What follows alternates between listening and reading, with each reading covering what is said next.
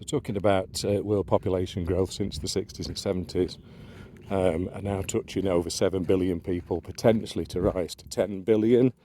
But we're also finding, conversely to that, that especially in westernised post-industrial nations like the UK, the birth rate's dropping. So it was 2.4 kids back in the 60s, 70s, and now it's 1.4. So, and alongside that is the ageing population. The over 50s, my group, are starting to rise and will continue to rise, projections.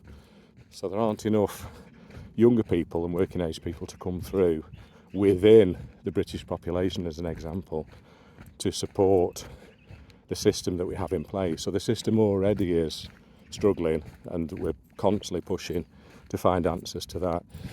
Some of it is in immigration. It will need to continue, and governments always go for skill migration. But again, I saw figures the other day that potentially in the UK 17% of jobs that people are doing out there are illegal jobs. They're not paying into the system, and of course that will include an increase illegal migration into the UK, potentially to work in the so-called black economy.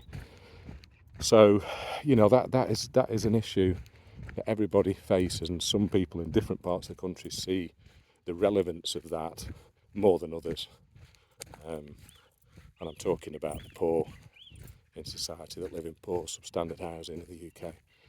And then often the poor come from other parts of the world and live close by in those same sort of areas. And that adds competition for resources, competition for job, competition for schooling, healthcare, etc. And we all know this. We know it's been happening for quite a long time. The answers are, if you've got any interesting and polite answers, I'll be willing to have a look at them, see what you think. I don't have the definite answers other than, well, nobody does, do they, other than, my politics are green. And, I think now most post-industrial nations like the UK do need to be looking at